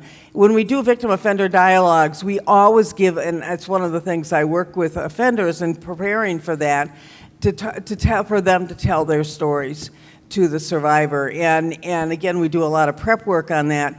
But to make the perpetrator into a human being for the survivor is one of the best things we can do in restorative justice, that they can hear their stories and where they came from and what happened, and then what's been happening since the time of the crime. And, I was laughing when you were telling your story, Trudy, because when you're dealing with juveniles, very frequently an adult victim who's meeting with a juvenile will become paternalistic or maternalistic by the end of that conference because they've heard the story, they realize it's not a vicious, evil criminal adult, but it's a kid who's had a tough life. And so that's very much part of the story. And I'll just add very briefly, one of the most predictive variables about offending is trauma early in life. And there's a lot going on these days around adverse childhood experiences and programs being trauma-informed. And so when trauma goes unaddressed, you are increasing the likelihood not only of the suffering that occurs, but you're setting somebody up to harm others as well. And so today's victim of trauma can easily become tomorrow's offender if there's not an intervention. Janine, I've got another question. This is just as goes to your defense attorney hat. Do defense attorneys sometimes recommend that their clients not participate in restorative justice because it means admitting that they're admitting their guilt, thereby jeopardizing their appeals? The answer is yes, that certainly there are defense lawyers, and so it has to be carefully done. I'm finding more and more public defenders and criminal defense lawyers are finding that there's a time and a place to use restorative practice. You know, if they've got an offender who's going to be found guilty or going to plead guilty anyway, often to be able to use a restorative process even before you get to that stage is very helpful. But it takes some education, and I'll tell you, there were a group of Catholic lawyers in Chicago, and I just read something about their work, but they got together to create, for those of you who are lawyers, like you have attorney-client privilege and physician-patient, a restorative justice privilege, that things that are said in restorative justice processes cannot be admissible in court. And my understanding is that the governor has not signed it in Illinois, but these lawyers help shepherd it along with others in the restorative justice community to get the state to enact a privilege to protect the parties on both sides who participate in those things. So it is of a totally valid concern of a defense lawyer. In a lot of violent cases, they're never going to do it pre-conviction, but a lot of lawyers are beginning to see that it's a good tool and it actually benefits their clients in the long run. Perfect. So the conversation so far has been talking about the harm in the crime and the healing that harm. How do crimes that do not themselves cause harm, but are crimes to prevent crimes, such as carrying a firearm, crimes with corporate victims, such as criminal copyright infringement, fit into the restorative justice process?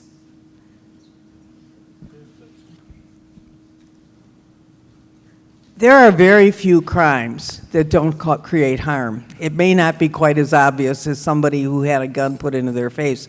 Another one that often comes up in the prison setting is drug dealing. And offenders will say, I had a willing buyer, I was selling, I not create any problem. And I actually, part of my program is the group, all the men and the victims and the community have to break into groups and do a skit on how you're going to talk a drug dealer into restorative justice, and they're very funny, by the way. But they pick somebody who's really shy and quiet, and she becomes a baby mama, in the skits and things. So it's very fun. But I think when you're looking at behavior, it is harmful, if nothing else, to the offender's family and people around the offender. Corporate crimes have huge amount of victims. I look at corporate crimes and I thought I would love to get people who have committed those crimes in a circle with people who are impacted, whether it's people who lost jobs, who lost their retirement, whose pensions went south. If you look around, people are impacted by that kind of negative behavior. And so it's a matter of, sometimes you have to be a little more creative than what you would do normally on a victim-offender dialogue, but it's pretty rare that somebody has done something that doesn't create harm. You talk about things like shoplifting and things. What does that do to a shopping center? And we can talk about the fact that it may be Walgreens that's the victim, but what happens are prices go up, there's more security, there's racial profiling when people walk in the door. You can go on and on at looking at that ripple effect, and there's a lot of harm that happens when criminal behavior happens. Yeah. Two quick things. One is, there's no question, criminologists have documented very well, there's far more money lost and lives impacted by upper crime, white-collar crime, corporate crime, than by all street crime combined. That's easily documented. And then secondly, it shows a kind of a privilege, a class privilege, a kind of a race privilege. When we think about crime, probably most of our minds go to street crime, which is serious, but what about all of the corporate crime, political crime, white-collar crime? The impact is tremendous, and the principles and programs in restorative justice can be used just as well, no matter the kind of offense. thank you. Another one that's just a little off that I like. What are your thoughts about how to address prosecutors politicizing victims' rights for retribution rather than restoration? I'll say something quickly, and I think you can speak to this better than I can.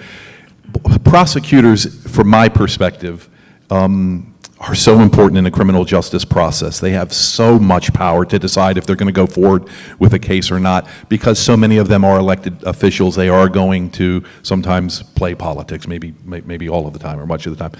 So I'm deeply troubled when I see them do that, because it's clear to me that they're doing something that might be in their short-term political benefit, but it's not at all appropriate for the victims and for the community. So I think prosecutorial misconduct, the politics around it, are a big issue that have to be addressed.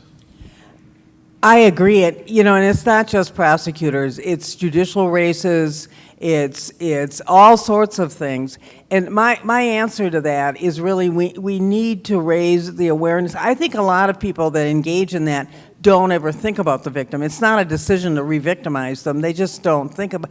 And so I can tell you, for example, there's historically, and it's gotten better, victim advocates in prosecutors' office were always discouraging restorative justice processes. They were being paternalistic or maternalistic towards their victim. Same thing in domestic violence, which is a whole other issue that I've been working on. But there's this fear that victims are going to get re-victimized. So, for example, we did a conference at Marquette for victim advocates, and I had nobody but victims speaking at that conference. No professionals, no professors, no lawyers. I had victims who'd gone through restorative justice process, talk to those advocates and have them understand why, at least for those victims, it was really an important process and why they liked it better. For some of them had been through the system, traditional system and restorative justice, and why it was so much better. So it's a matter of educating, and I think you can all play a role in that. Well, this is going to tie right into that, and just to expand on it, what is the least or most common approach to respectfully getting interest or buy-in from the reluctant victims or offenders? Well, the most common and the easiest, and I'm not saying it's easy, is to work with juveniles. And whether prosecutors are trying to reduce caseloads, people don't want to spend money of going through all of the process on these juvenile cases, and to be able to gather community, people that are dealing with trauma work, people that are, we're doing a lot in Milwaukee, a lot of education of judges about trauma in juvenile court to have a better understanding, and to bring those people together and creatively think of restorative kinds of processes that they could use to divert people completely from the system so they don't even have that entry on their record. It's a matter of organizing. Most people that are involved in restorative justice work are not lawyers. They are community members who are invested and have influence by virtue of their experience and their wisdom, and the churches can play a huge role on that. Elected officials listen to churches, and to have church groups be able to talk to them about trying to set up something creative to address the problem. I would just echo that. I think, we've had a separate juvenile court system since 1899, so we have a long history of thinking differently about juvenile offenders, and so I think that's a great place to start. Okay, another interesting. In Ohio, a major topic is that of collateral sanctions, which impact offenders, victims, and communities by continuing retributive justice far beyond the original sentencing. How can restorative justice address this problem of collateral sanctions? I think, and I'm making an assumption, if I'm wrong, somebody can raise their hand, but I make an assumption things like the inability to vote, the difficulty in getting employment, number of states or employers are allowed to ask the question about prior records. And frankly, for example, in Wisconsin, it doesn't matter whether they ask the question or not, because we have a computer system that just like that, anybody can look up anybody's name and know exactly, even when they've been acquitted, on the record.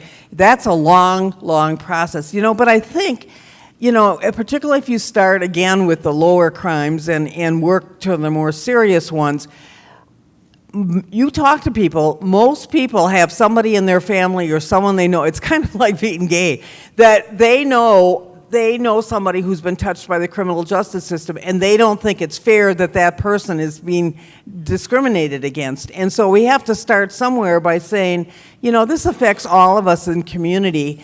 I think, churches need to get involved. Those voices are important in our community, that this is a serious problem, and it doesn't make sense to prohibit people who have records from jobs that whatever the conviction is doesn't impact on that work, instead to have them running loose. I did a lot of work on sexual offenders, and we want to isolate them and put them out in the middle of the woods somewhere all by themselves, and this makes no sense whatsoever. We need to embrace them in our communities and support them and interact with them, and be able to try to draw them in, support their rehabilitation rather than ostracize them. But this is long, hard work. And I think a lot of it is based on fear. It's just plain fear. People are afraid that they're going to get victimized, we just need to work on that as a community, and as a religious community particularly. Dad, I think the question is so important because it points out that how the system can, as we're currently addressing crime, how it has these unintended consequences that are creating even more harm. And economists can be especially helpful here in documenting the cost. And so some of us will respond to the need for change because we're touched by the stories. We want to do what's right. Others will be persuaded because they look at the bottom line. And perhaps other things, persuade people to make changes. But the point of that there are these, I like what you use, ripple effects, and that these sanctions can continue to harm long after the sentence has been served. That's one of the most important things to understand about retributive justice. It just deepens and broadens the harm. Just to give you an example, there's a young man that I met when he was a juvenile and was sentenced as an adult for a homicide. And to make a long story short, he did really well in prison, and it got out about 15 years later. He managed to go to a university, get a 3.9 average, did really well, straight and narrow on parole, was able to get a teaching job. He just got off a paper recently. He's doing well. What I'm telling you, I cannot tell a newspaper reporter in our community, and I know it. And I don't blame the reporters. One article like that, and he could be out on the street without a job. And not that the school doesn't know it, because they do, but you know what happens when the public finds out.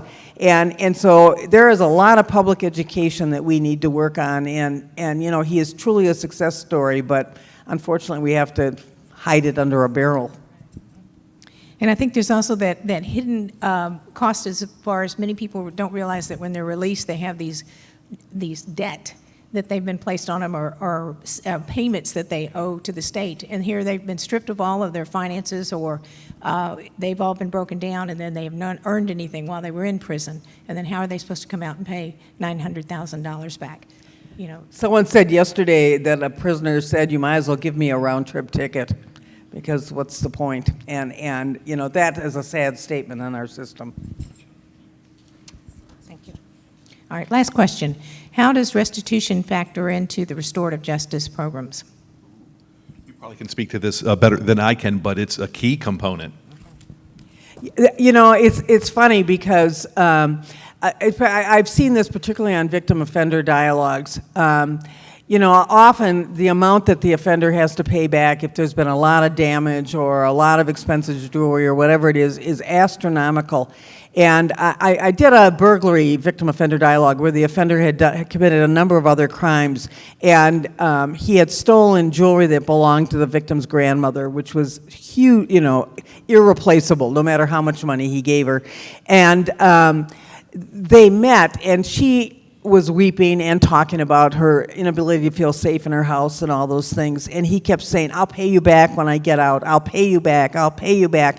And she kept saying, "You don't understand." And so they went through this whole thing.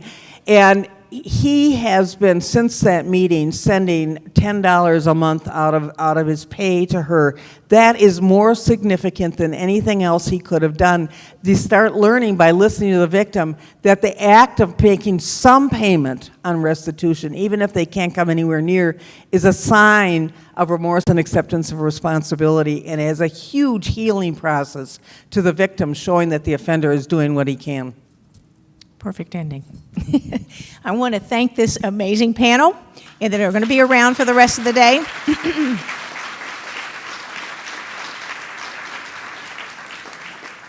And we're going to be good stewards of our time. I'm going to allow you to have, sorry, I put it in those terms. If we could meet back here at 11:45, so we need a comfort break, if everybody can refresh.